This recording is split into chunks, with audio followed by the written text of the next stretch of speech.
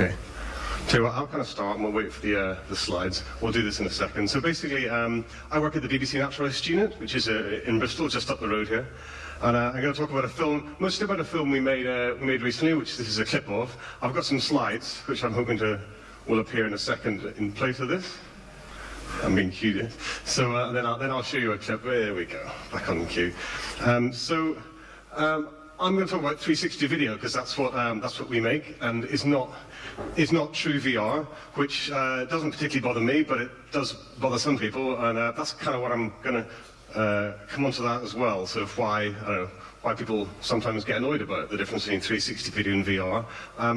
I make 360 video.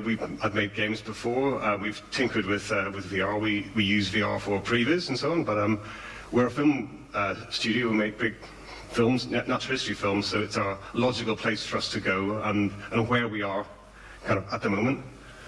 We've released a few, but by far our most successful is this one we released about a month or so ago. And I'm kind of going to talk about two things really in this session. Firstly, really how we made this film. Hopefully that's useful if you're interested in how this film was made, if you're interested in 360 video.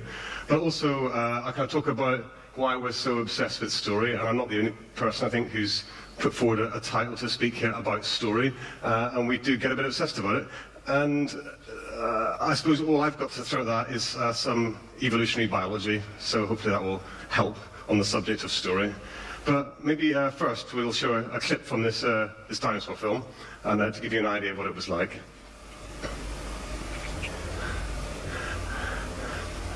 Apart from struggling to play 4K at 60 frames a second, which is the main thing. So, very slow. Maybe that's just...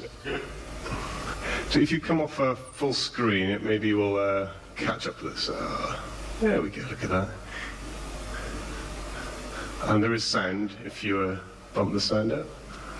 These are accurate copies of over 220 bones that were discovered in Patagonia in 2013. So can you drag it around a bit?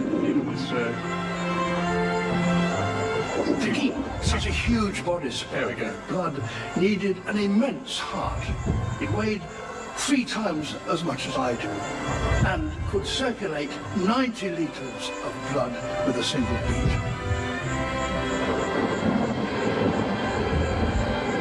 Do you want to just stop it there? That's good. Cheers. Thanks. So, I was just going to go through the process of making it, but I realise a couple of the people here have spoken about similar things. If you heard Eric, I can't remember his name, spoke about this process. And really for us, it's a fairly, if you make film or animation, then this is a pretty, you recognise this process. And for us, it's not, at its core, not that much different. So I'll really stress what I guess was different for us about this. On the actual idea for this, we were making a TV show called Opposable and the Giant Dinosaur already, and this meant that we had a model for it, made by a company called Hello Charlie, who are based in Bristol and London. So they produced and built this dinosaur. So it's the biggest dinosaur, it's the biggest animal to ever walk on the planet. And the bones were found about 2 years ago, or 4 years ago in Patagonia. And so the dinosaur you see in the TV show, and in the VR, the 360 experience, those are the genuine scans of those bones. It's not like a Jurassic Park dinosaur, which is made by an animator or a model maker. It's actually, those are actual scans of a real dinosaur. So that's kind of why we made it. But once we'd made the TV show, and the TV show was coming towards the end of production, that kind of was one of those things that hit at the same time when we suddenly were able to make a 360 film, because Facebook and YouTube now support that. And for us at the BBC, that's the thing, is getting interesting new formats and productions in front of new audiences. So that was the opportunity for us. So we worked with Hello Charlie, who are based here, and sat down with them and said, well, how do we bring this to VR? And then we did.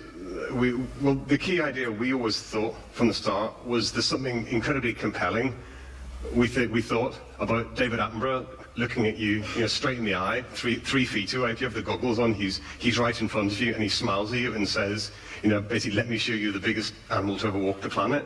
And that's really compelling because it's him, and he's real, and he's shot in live action. I'll come on to that in a second. So fundamentally, we thought that's incredibly compelling, and we want to kind of bring that to life. And the fact that we have a dinosaur already created and a company to work with, just felt we had to try and get this done. Some people before have mentioned the whole development and previs stage, and it's tricky because again, storyboards traditionally look a bit like that in 2D, but all our conversations that we had in this early stage, these don't help for, because you're kind of going, well, if my camera's here and the dinosaur's here and David's there, and then we were talking early on about, well, the dinosaur's going to move, then David's going to move, and then do we move the camera, or because the camera's the person. Again, fundamentally, we thought you are, as the viewer, that's you. You are the camera. You are the person. So then this doesn't help us. So my personal favorite way of doing it was with plastic dinosaurs and matchboxes and pen lids and stuff like that. And you take a photo of it with your phone, or a video of it with your phone, and move it around.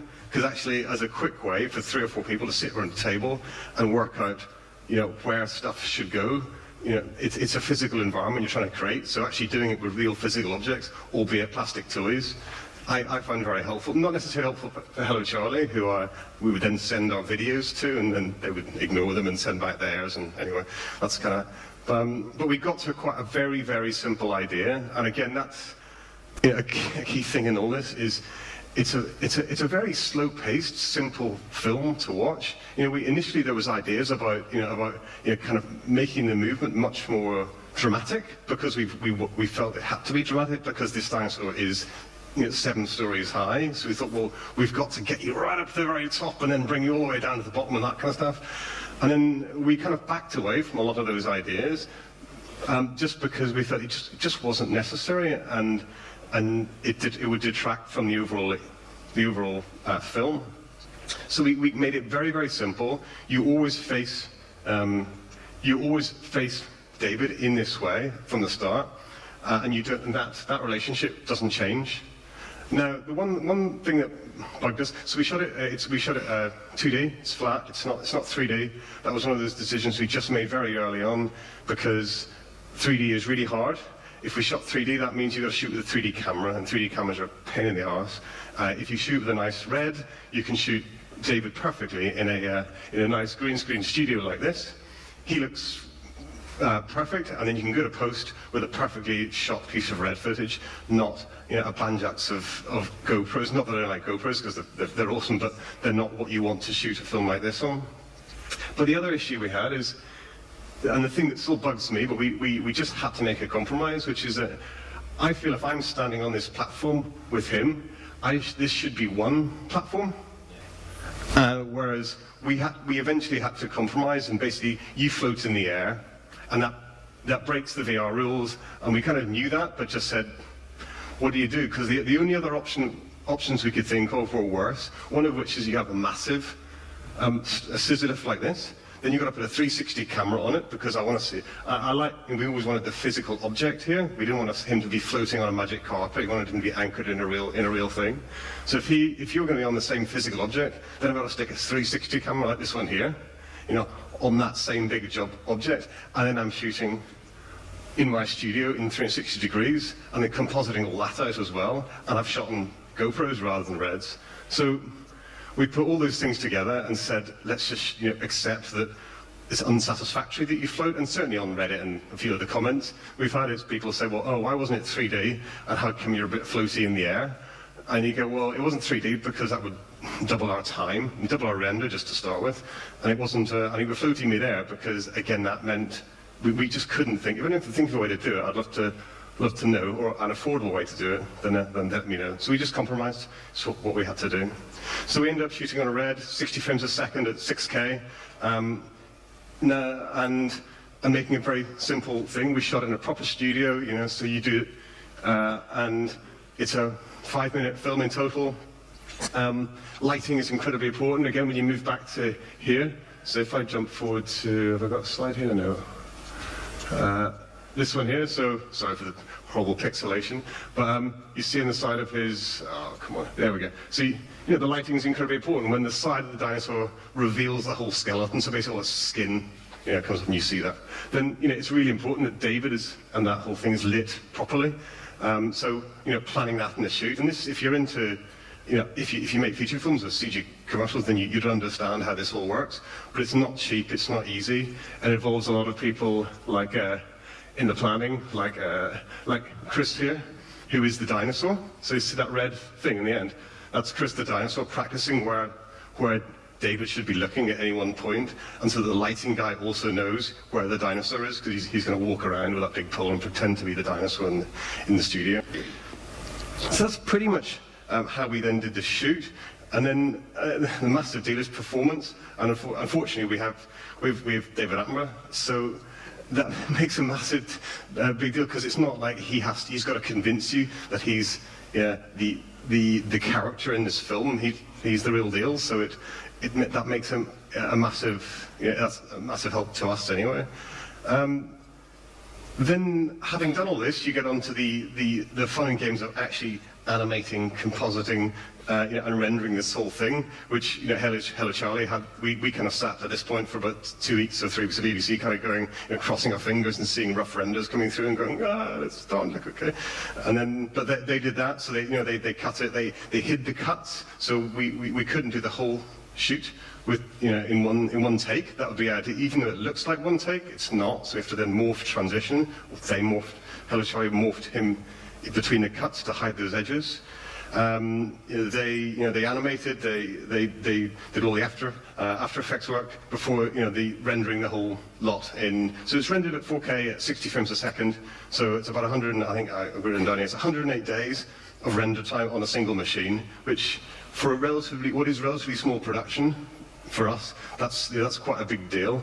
It's not a big deal if you're Pixar or you're making a CG feature film. If you're trying to make a film in 11 weeks, having a render issue like that or time like that is a big deal. So then we've made our film, and we come on to the next question, which is how are you going to get it out there? And for us, that's YouTube and Facebook. We made it with YouTube in mind, because all the 360 films we've made in the past have done really well on YouTube. And you think, well, that's where the audience for this is. It's cardboard, it's YouTube, it's that kind of stuff. And then actually we've had 3 or 4 times the views on Facebook as we had on YouTube, and the dwell time in the films is just as long. Interestingly, it's really long as well. We get twice, people watch our 360 films for 2 or 3 times the average length that we get on traditional videos. And so on a 5 or 6 minute film, to know that the average viewer is doing 2, 3, 4 minutes, that's really good for us. And interesting, because it tells you something about the experience. However, at this point, getting it out there, and I could do a whole hour on this bit here, and all I've done is pull the articles and blogs and whatnot that got released. But if we'd said nothing and done nothing about it, then really, you still wonder how much noise it would have made. We put a fair bit of effort into it, but there's so much chatter and stuff on YouTube and Facebook, even with the relative strength that we have in our own social groups, the social media groups, and reach with newspapers and so on. It still takes a lot of effort to get a film to that kind of number of people. But also at this point, this is my sort of segue into the fact that we're now starting to put a story into the minds of viewers. And so while I claimed that this is a VR film that's had 5 million views, that's not really true. I mean, I'm being liberal with the truth. I'm telling no lies, but the majority of people watching this film aren't watching on VR headsets. Most people watching it on a phone, doing Magic Window on YouTube, or just scooching around it on a browser or an iPad. I mean, it kind of works absolutely fine. I've watched kids on iPads do this and going, "Whoa, that's amazing!" And you go, if that's all you've got, brilliant. It still works absolutely fine. And I think, and I worry less about that whole getting people into VR and more about the whole kind of lifespan, or this sort of journey from looking at a clip on a 360 on a browser that supports it, right through to the fact that when you sit somebody down in Oculus and they watch the film and you see their jaw drop, you kind of go, okay, there's like a scale that goes from the quick interaction right through, but all that is delivered through one, still through one film, which is quite exciting, I think. So story is a whole thing. I have one kind of thing to maybe add to this, I hope is useful and different, and nothing to do with VR specifically, which is, it's an excuse to sneak some natural history in, but we have evolved to share stories about dangers so that we can survive. That is a bit of a segue from where we've been before, but and this is reasonably recent kind of theory as well, or developed theory, but it's maybe the most fundamental thing that humans do that the rest of the animal kingdom doesn't do. Like gorillas and social animals use communication, bacteria use communication, but gorillas and social animals don't chit-chat, they don't gossip or conflate or make up stories or trick, or it's still a fairly directly functional form of communication. However, what we've done is kind of raise it to this art form that literally plays out across all of the media. So I think, when I hear someone saying, well, you can't tell narrative stories in VR, you kind of go, well, no, what you're saying is, what I understand about film doesn't directly apply to VR, and you go, maybe, but actually I always come back to this thing here, this kind of two-way, communication about a story and about a danger or a situation that and it doesn't have to be as obvious as don't go too near the lines. These are social, our position within a social hierarchy that's all about danger as well, and about winning and getting ahead and survival. And so the gossip makes sense and stories make sense when you think of it in terms of how it works for us as humans. And so I think if you take a step back from that in terms of what you're thinking about in VR 360, it makes sense again, and you don't have to worry about whether there's a start, middle, or an end, or all that kind of stuff. You go back to the original kind of where this whole thing comes from. Of course, there's a lot of dangers with telling stories, and I think for me, and this is, we're very quick to jump to conclusions, to fit things you've heard into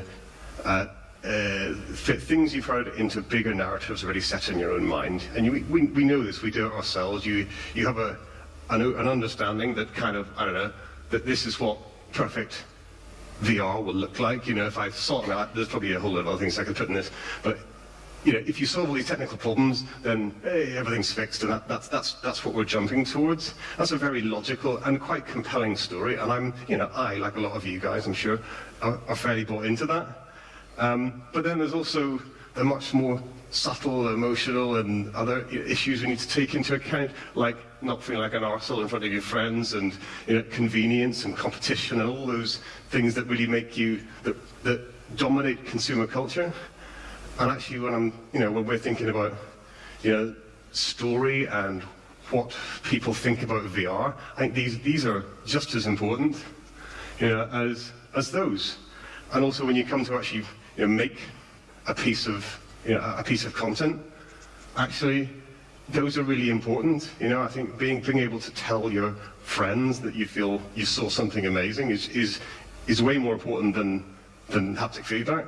What's more important is the message that dropped into your brain, and ultimately we are just kind of, apes after all, and we take on crazy odd stories and delusions, and we look at the internet, and we love doing it. So actually, the answer, I would say, isn't always as logical as we think it might be.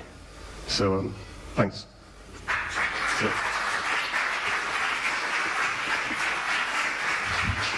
Some really fascinating stuff there. Thank you so much, Paul. So, any questions for Paul? Great. The lady with the long dark hair there. If you could wait for the microphone. Yep, that's you. Hi. I was just wanting to touch on something one of the earlier speakers talked about, which is they did an experience within a game where someone was shouting at you, and they found the first iteration was too scary, and so they sort of toned it down. Have you found in your experience with working with live action that you've had to pull back in order to... I think definitely found that we take a much softer approach, a much more personal approach. We've shot some stuff, we did some stuff last year where we had contributors, so kind of experts who usually you'd think I wouldn't put them on telly. They know their stuff, but they're not going to work on telly. And weirdly, then you put them in VR, and they become quite, kind of personable, because they are personable, interesting people. They just don't have that television presence that some people just have. And yeah, I think there's I really like that much more toned down, personal, put a hand around your shoulder, let me show you something interesting type approach to doing it. Quick, one more, if anybody's got one. Anybody want a brave putting their hand up in the air? No? Okay, I think we'll move on to the next one then. Thanks so much, Paul. Genuinely fascinating stuff.